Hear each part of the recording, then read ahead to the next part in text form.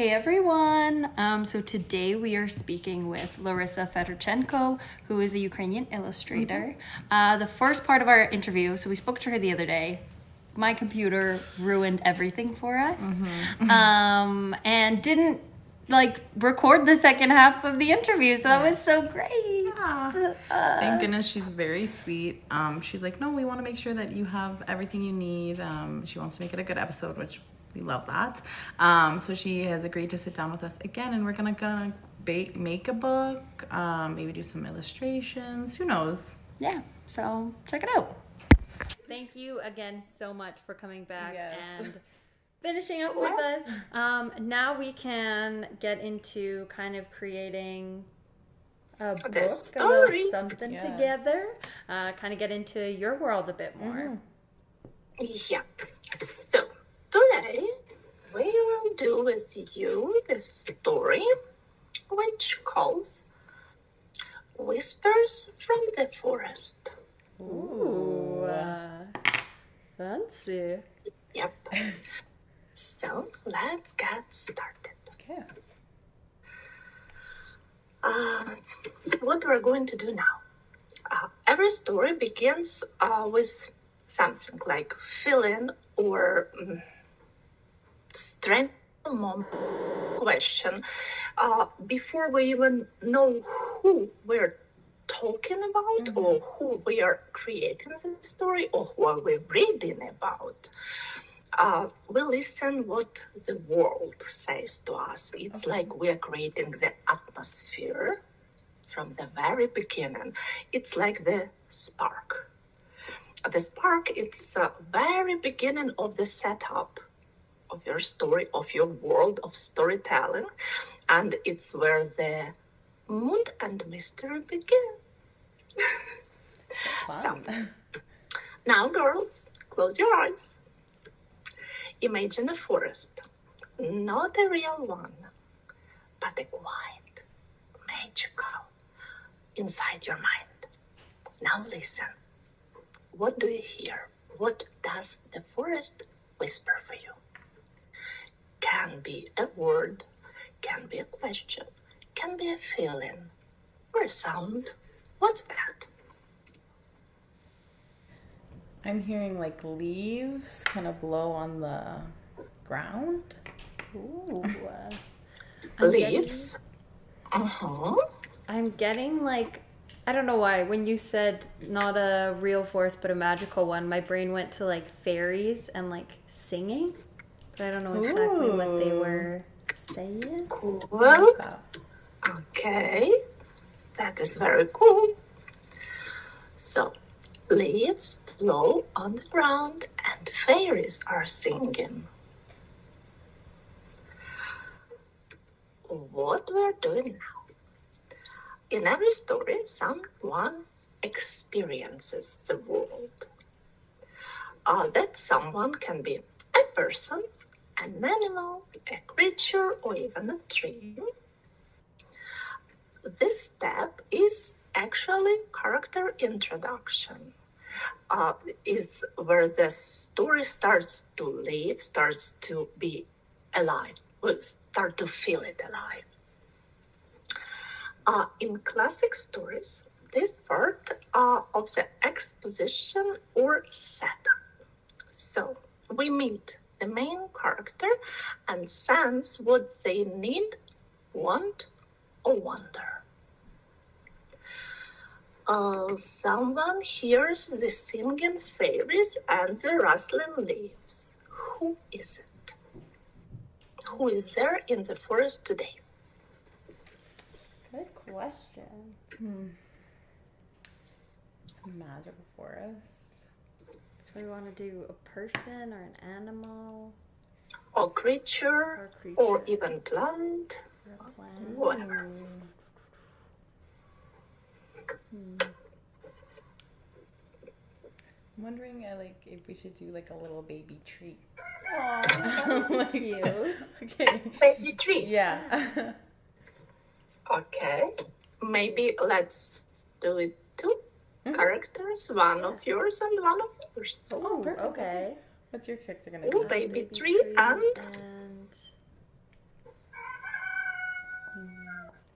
Maybe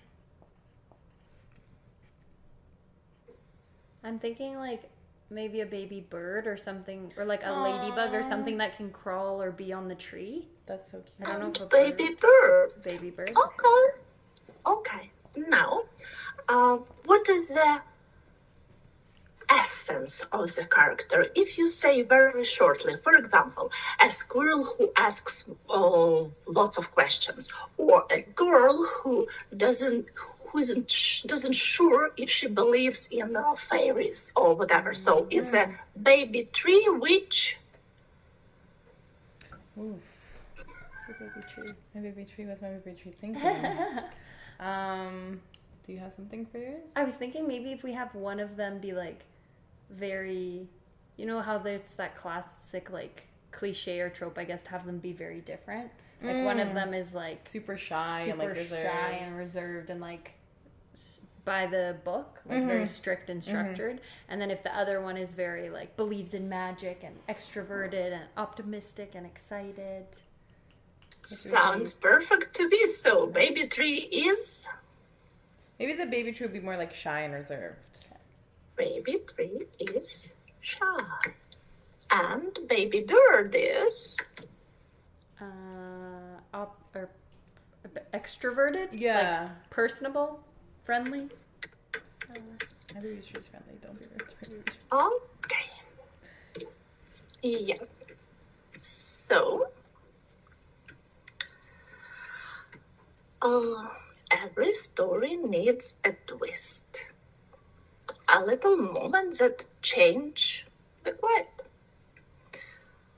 This part calls the inciting incident or disruption.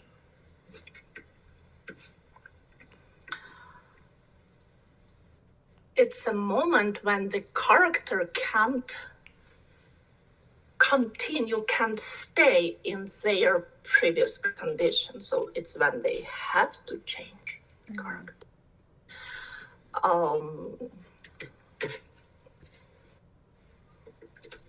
One moment.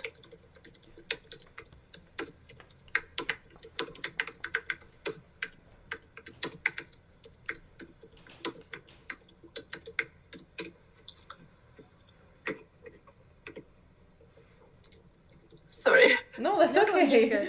I also love your sweater, by the way. That's so cute. I know, it's so fun.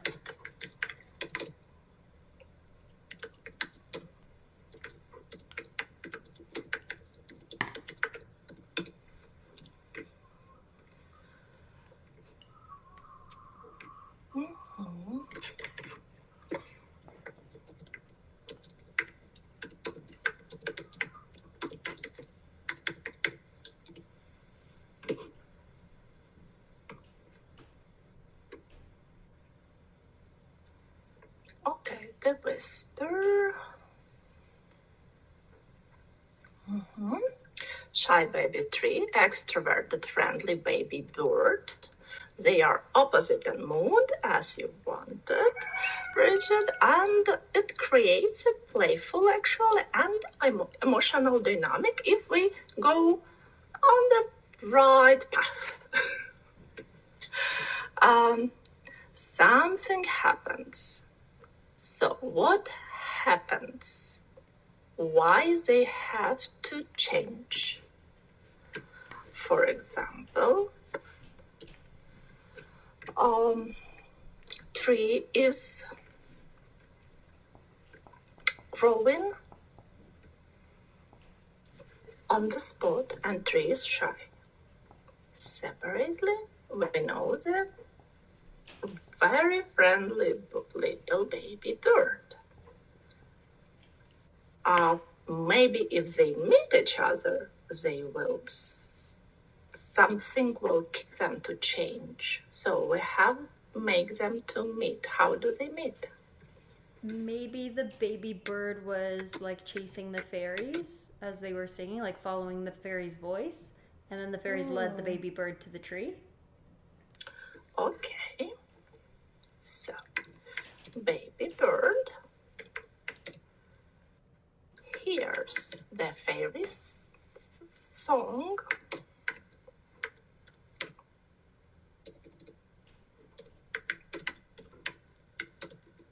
and follows this sound. That is how the baby bird and a baby tree met. Okay, then when they met, what the first goes going on? Maybe the bird like tries making friends with the tree. Yeah, And I the think that'd tree's be kind of good. a little like reserved and doesn't really talk. Yeah, maybe the tree's like, my mom told me not to talk to strange animals in the forest. Okay, so, but baby tree is shy. Birds flies and bird probably sits on the branch. Yeah. Baby bird comes to the tree, and now we have to show somehow that the tree is really shy and the bird is really chatty. Yeah. So how do we show that? Maybe as the bird is flying and following the fairies, it's saying hi to like the trees and the animals that are in the forest. Oh, saying hi to everything as Yeah. it passes by. And then when it goes to say hi to the other tree, maybe the other tree doesn't like say anything, just kind of like shadows away. And then the bird's like, "What are you doing? I just said hi to you. You're supposed to say hi."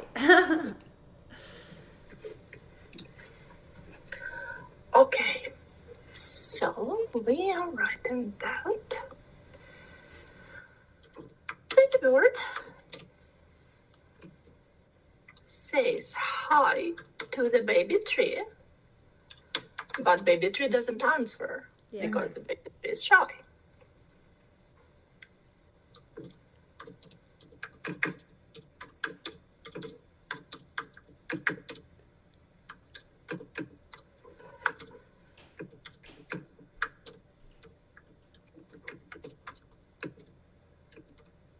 And baby bird says, "Hello."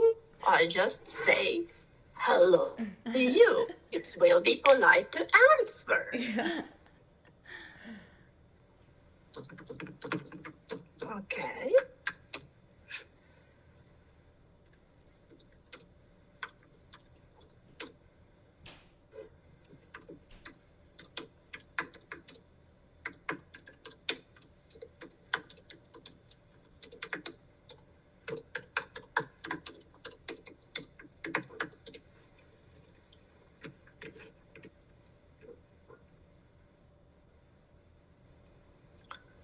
So leaves dance across the forest floor. The wind hums low. Somewhere between branches and sky, a fairy begins to sing. The song glides through the trees, soft and light, bright and dew. A baby bird hears it first.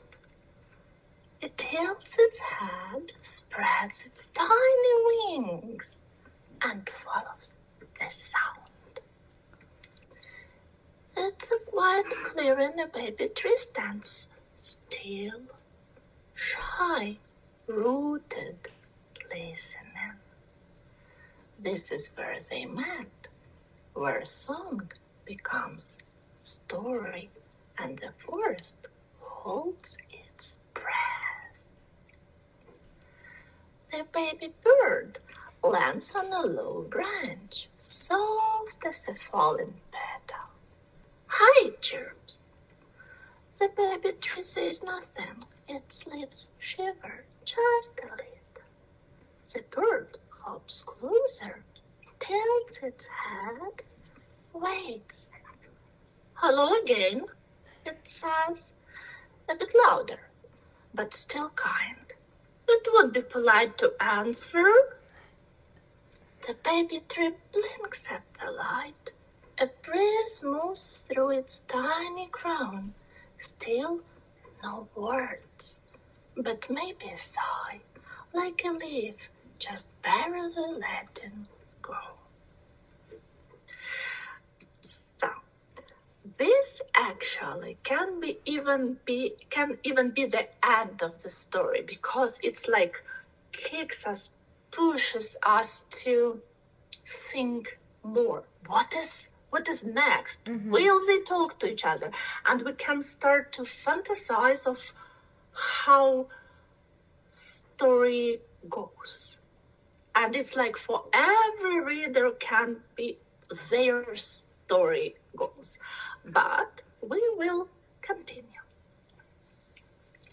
So now when they met, and baby tree, the shy baby tree, even acknowledged by shivering a little bit its leaves that tree knows that the bird is here. Tree hears the baby bird. So what is going on now?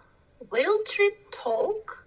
If tree will talk to the bird, then it already changes a little, because before it was too shy to talk. So, or it will not, and then we will make a longer story, like the bird will try to find a way to actually go through this shyness of the tree, because bird is very, very active and friendly. So which way are we going?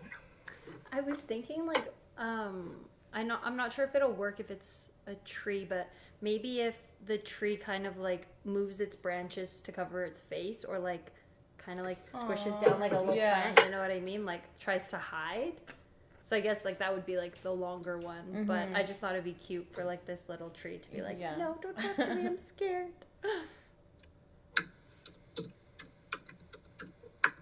Okay, and then what goes after that?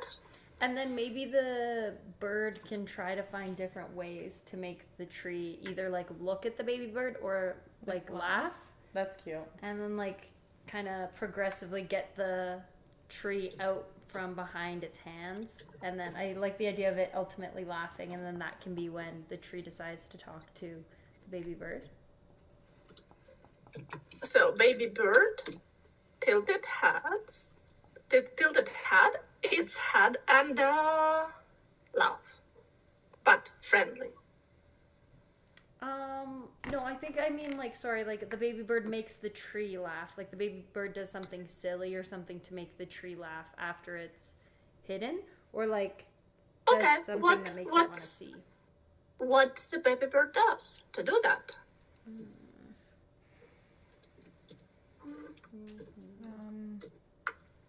How do you call when someone touch you here?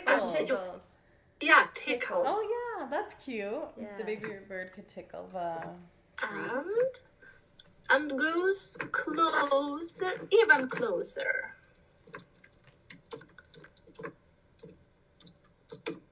Even closer to the tree. And tickles it. Giggling. Yeah.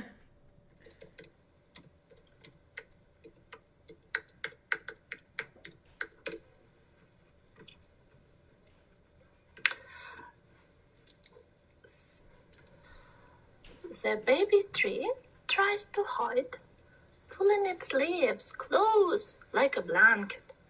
It almost disappears into its own little shadow. The baby bird watches. It tilts its head to one side, then the other, then steps even closer. With a cheeky flutter, it stretches out the wing and tickles the tree twig. Got you, it giggles. A tiny rustle, a leaf wiggles. Was it a laugh? The bird grins, the tree glows. Just a little, not quite ready to speak, but maybe ready to stay. Aww, That's so cute. That's so cute. You like the story? Yes, It's so cute. So cool. So in this story, we actually started from the forest, from the atmosphere where we are. We are introduced our world. Then we showed our characters. And we started to show the characters of characters, their personalities. But then we even open it more, because when bird starts to talk and start to do something like being active, that's how we show. We are not telling our readers that the bird is very active and friendly. No, by their actions, we show their personality. So it's chirps, it's hops, it's talks. And again, we are not saying tree was shy and that's it. No, we actually mentioned that, but then by tree's actions, we showed that the tree is shy. So we really showed that when person read, and after that, if someone asks, so what was the personality of the tree? And they will say, oh, it was shy. So we showed that. And then we even left a little bit like a hack to the story, because we didn't finish it like finish, but we let know our readers that there is something going on. So there will be more. To us as authors, it gives a chance to make another story, to create like a series of stories every time when we leave this little tiny hook. It's okay when you finish your story finished, like, and they lived long and happy life together. And that is very end. It's okay to finish like that, but my personal love to do, it's like to let myself an opportunity maybe in the future to come back to this world and to create something else in there. That's so cute. Is this how you traditionally write stories when you're writing them on your own? Like going through kind of that process that you just took us through?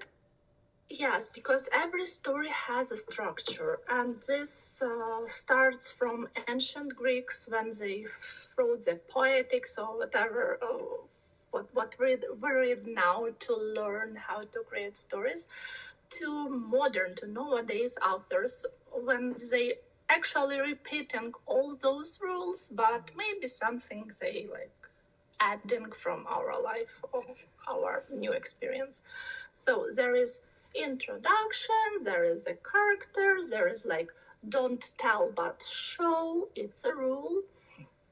And when you remember that your character has to change during your story, because it will be very boring to read if your character didn't change. If they finish in the same condition as they started, like, why did I spend so long time and it's like nothing happened? So your character has to change. It's like the character's arch. And they're always supposed to be relieving. Like we have culmination, and then when all emotions are right here, we're like all attention to this moment. So what, how it will resolve. And then when culmination happened, we have to let the reader to relax. So we have to continue story a little bit for them to calm down after the very, very powerful emotional culmination moment. So knowing this stages or the stones of the storytelling, of the rules of storytelling, you create the story. I think everybody does it. It's not how I'm thinking, okay, now this character will change because it's time. It's not like that. I just know that even when I just started the story, I already know, okay, this character will start for example, not believing into magic, or then something happens to them, and then they actually realize that magic is real. So it's change. How it will change, sometimes I know in advance, in very beginning, sometimes story tells me. It happens when you write a story, when I write a story, and I feel like it happens in a book which I wrote. The girl lives in Palma de Ocoa. It's a little town in the Dominican Republic. I was there only once, so I know nothing almost about the place. And when I was continued to write, and I was thinking, oh no, probably she's supposed to live somewhere else in the place which I know, then I can open the place. And I'm starting to change. Okay, we will put her here in Bávaro.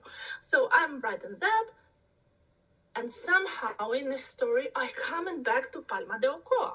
So I was like, no, seems like she wants to live in Palma de Ocoa. I said, okay, let's go to Palma de Ocoa. I will drive there around. I will see the town. I will make pictures of things what I like. So it will be in my memory. If I need some setup from the town, I will see it and I will describe it there. So yeah, she just wanted to stay in Palma de Ocoa. I don't know why. So sometimes it's happened. Our last question is, what is the best piece of advice you've received throughout your life? Actually, 3 advices. It's where don't work for free. Always learn. And learn how to say no. It's not I invented, wasn't me who invented those wise things, because I would say it's wise things. So no, I'm just spread it into the world. Awesome. Thank you so much for creating a story with us and chatting with us. It was That so was fun. so It was so awesome. nice seeing you again. I'm glad you liked the story, and maybe you will actually do your picture book or your story or your book, who knows? children's book. I mean, It's actually ready text for the picture book. hey y'all, we just finished up with Larysa. She is so wonderful. She is. She has this is completely kind of off topic. She has such a nice soothing voice. I Yeah. swear she should read her books and put them on Audible. Oh, yeah. It is insane. I was about to fall asleep in the best way possible. She's so talented and so kind and so what is it? Opening? Not opening. Vulnerable and honest. Welcoming. That's what I'm Welcoming. thinking. Oh, Yeah. She as soon as we started talking to her, just right away, it was she was a best friend. Oh my gosh, yeah. She is so amazing and talented and wonderful, and her ability to just make a story on the spot is crazy. Insane. And her patience with us, going through it.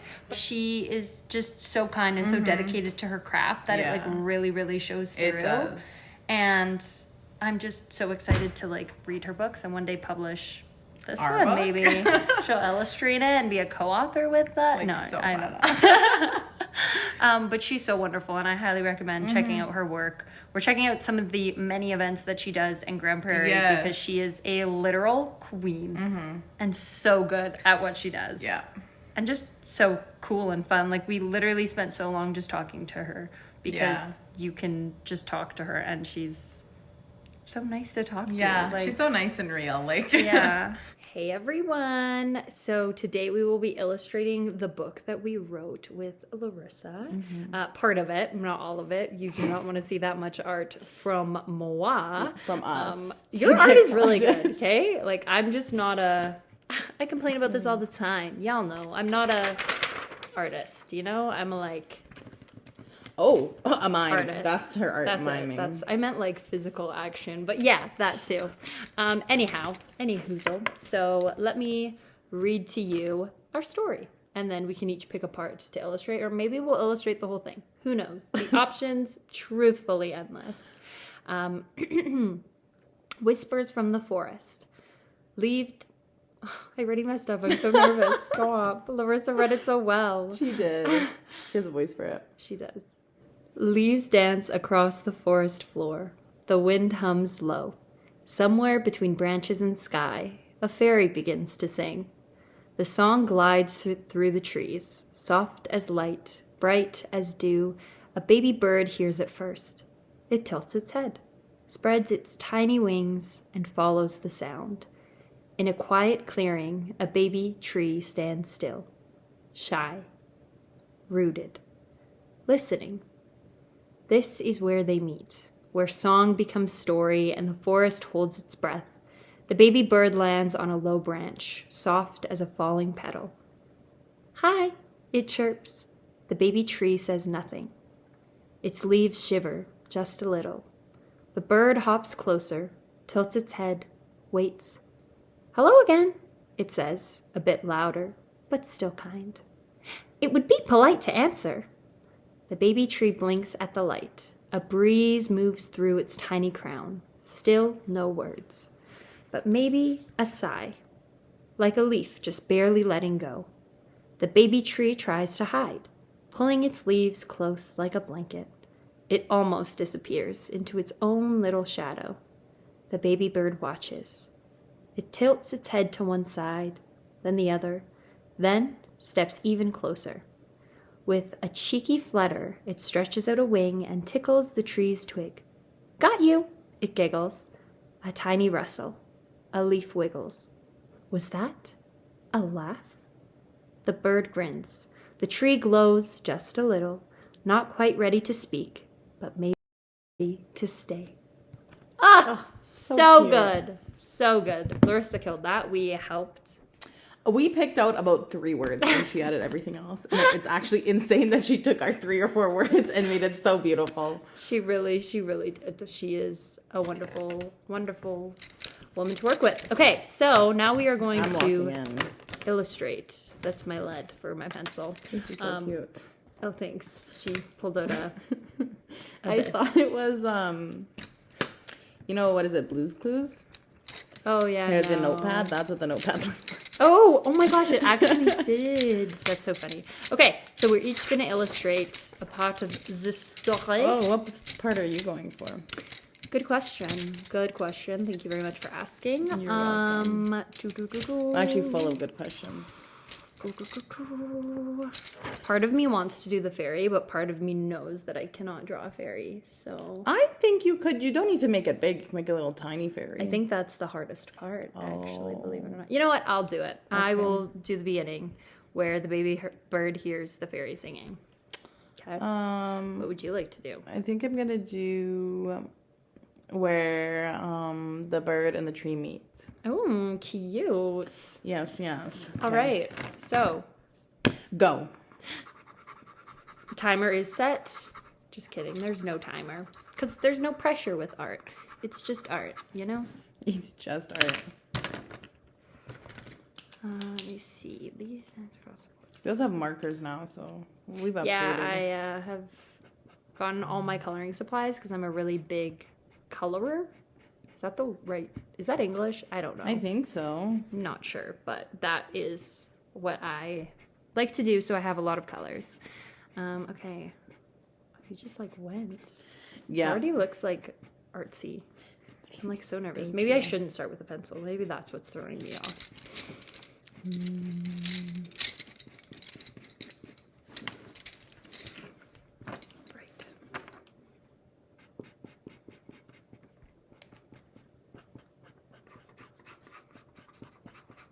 I think I'm done. Let's see. This is mine. Ooh. Looks even worse on cap. No, it looks awesome. It is so artistic. This is mine. This is the little tree, the little bird. Aww. I put it on a little dirt mound because, you know, I wanted Bridget to have her moment with the rock. She really ate with that one. This one you can't really see. Yeah, you can kind of see. Little dots. Ooh. Because I wanted a different texture than this tall one over here. We learned all about texture today. We did. And then this is the river going through it. And yeah, that's mine. Thank you. Thank you. This is mine. This is the This is the bluebird down in the corner, and then the fairy. You can't really see, but she's right I there. forgot about the fairy. Let's see the fairy. She's just a little That's pink actually so being cute. that. Yeah, I really like what I did here. To be honest, It like looks those really cool. trees. It honestly looks like the kind of wind with like the different like. I think it looks good. That's what I was going for actually. Art is her thing, her passion. And then this side, I kind of like last minute did. I was trying to make this path like look like it was going further away with these mountains up here. Don't think I ate on this half of the page, but do think I ate on this half of the page. I will say it's hard. So you need to like get the right angle and all that stuff to make it look like that. So I think you did a pretty good job. Thank you. And I mean, in future, I guess if we ever do this again, the planning might work well too. I didn't do that at all. Where's the fun in that? But yeah, these go along with our story that we made with Larysa. If you want to see way better illustrations, check out her books. They are available, she was saying, on Amazon, as well as in a bunch of bookstores in Ukraine, or look online, look on her website. She does ship to Canada, so get your hands on some, because the illustrations, the writing, it's amazing. She's amazing. She does a lot of work in Grande Prairie. So hit her up. She's awesome.